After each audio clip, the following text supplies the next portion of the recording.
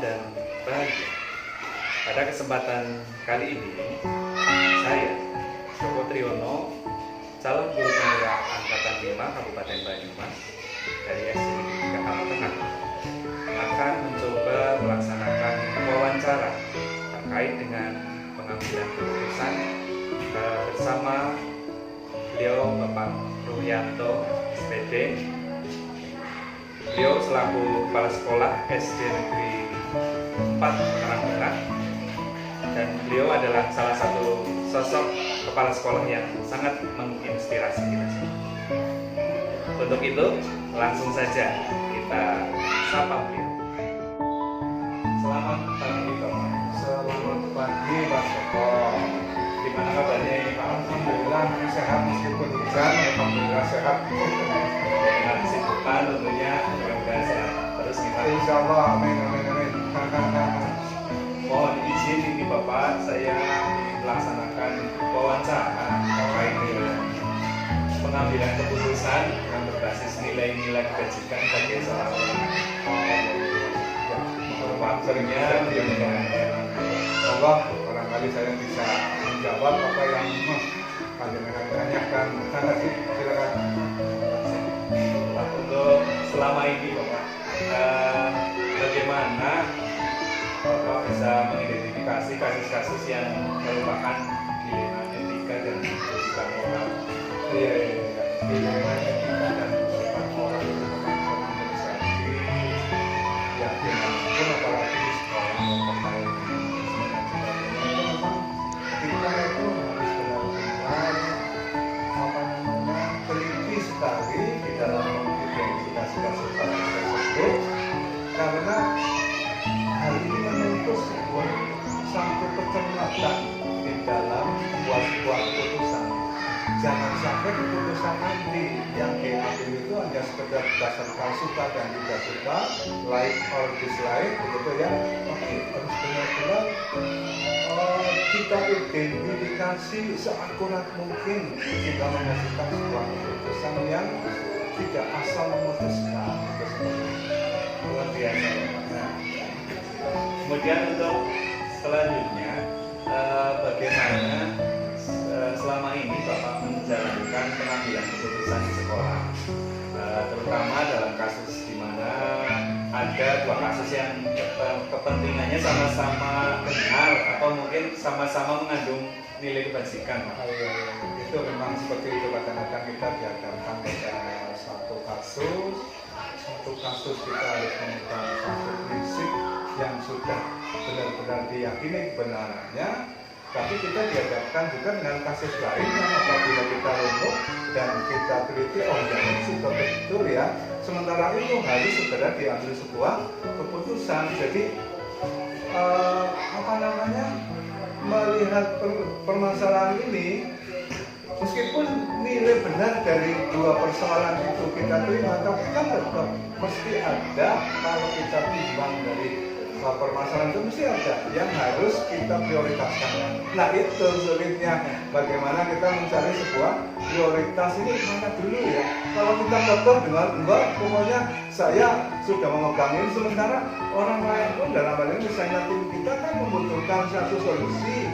Mereka juga benar mempunyai satu alasan dan pandangan yang benar.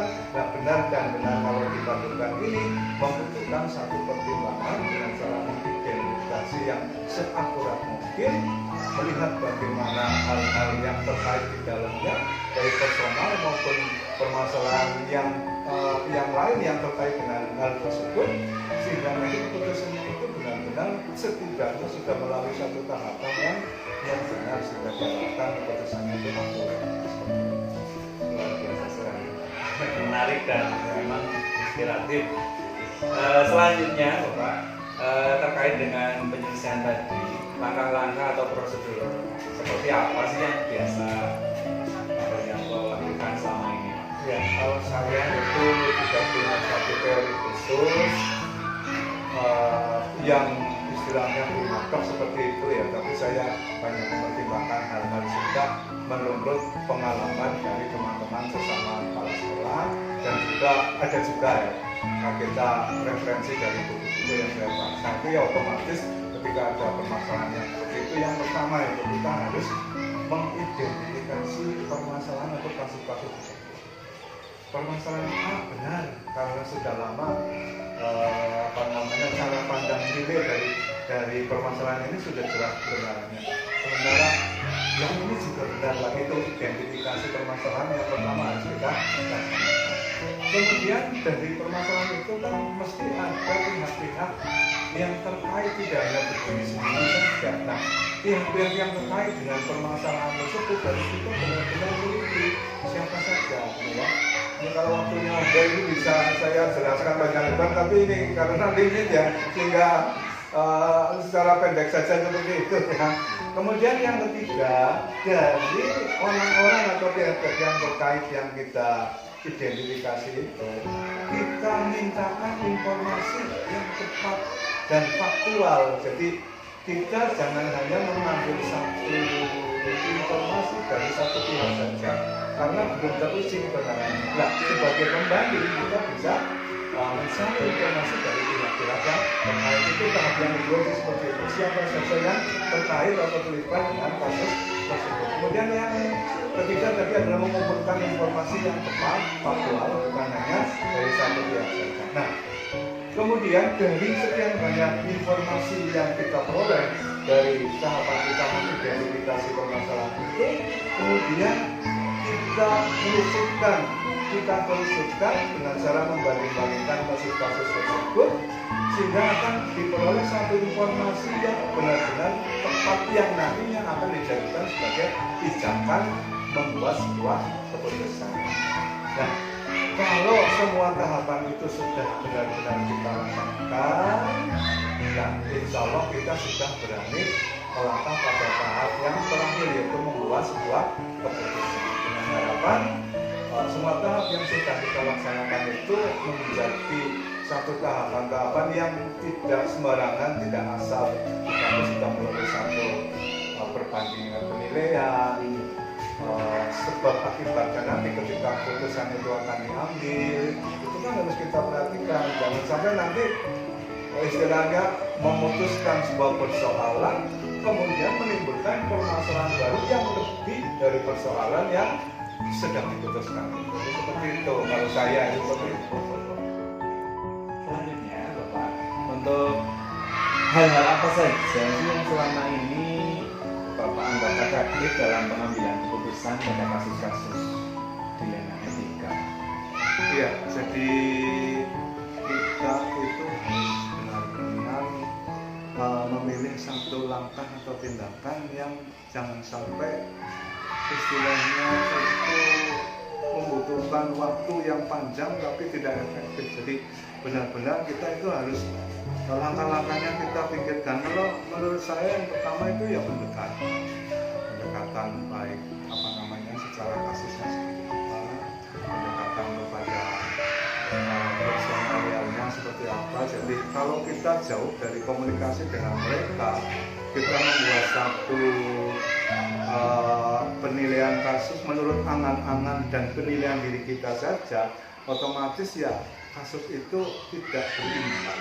Artinya keputusan itu menjadi dikhawatirkan tidak berimbang. Artinya hanya satu penilaian dari saya sendiri begitu loh. Kan saya juga butuh pandangan-pandangan dari orang lain. Dalam hal ini adalah yang terlibat langsung dengan kasus tersebut. Jadi intinya adalah pendekatan dan komunikasi yang efektif dengan pihak-pihak yang terkait dalam kasus tersebut supaya diperoleh gambaran kondisi antara dua kasus yang berdiri sama-sama benar. Kalau saya seperti itu dari komunikasi dan Dari hal tersebut, tentunya Bapak memiliki sebuah jadwal tertentu atau mungkin dalam sebuah penyelesaian kasus dilema etika itu, apakah Bapak ini langsung menyelesaikan di tempat itu atau memiliki sebuah jadwal untuk menyesuaikannya, misalnya untuk bentuk atau prosedur seperti apa yang Bapak lakukan?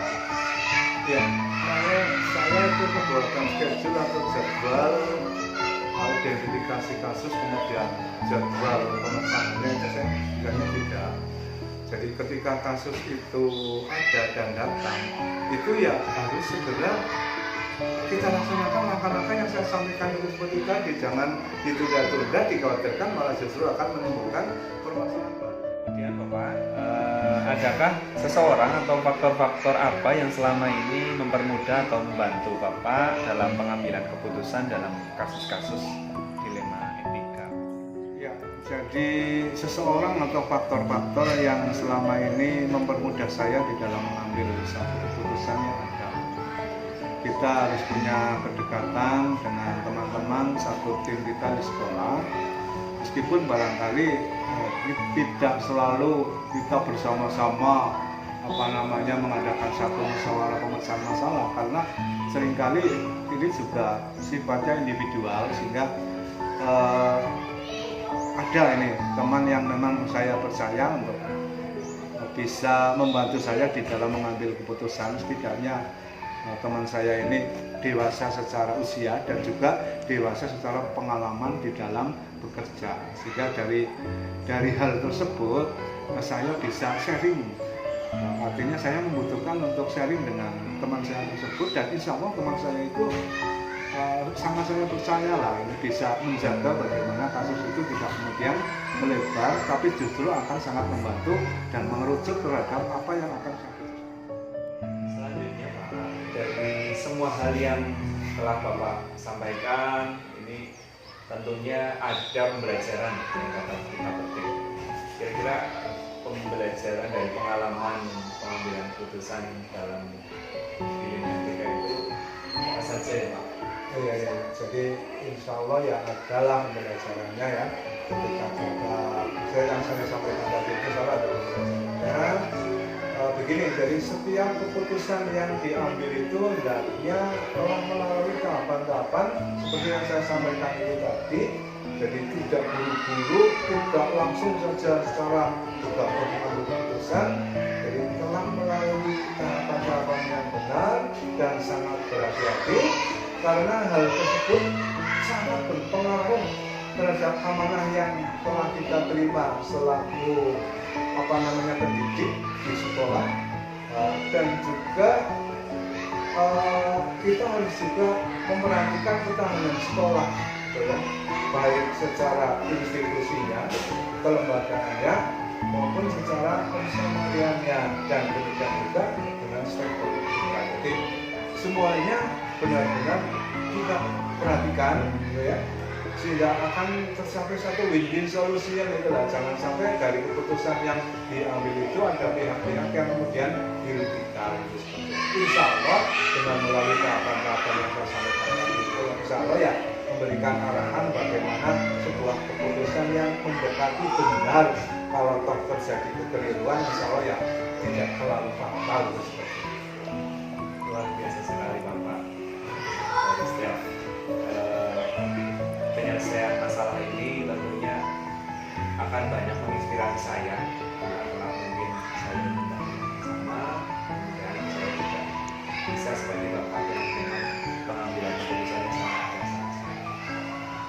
Mengingat waktu dan memang obrolan kita asik sekali, namun apalah daya keterbatasan waktu.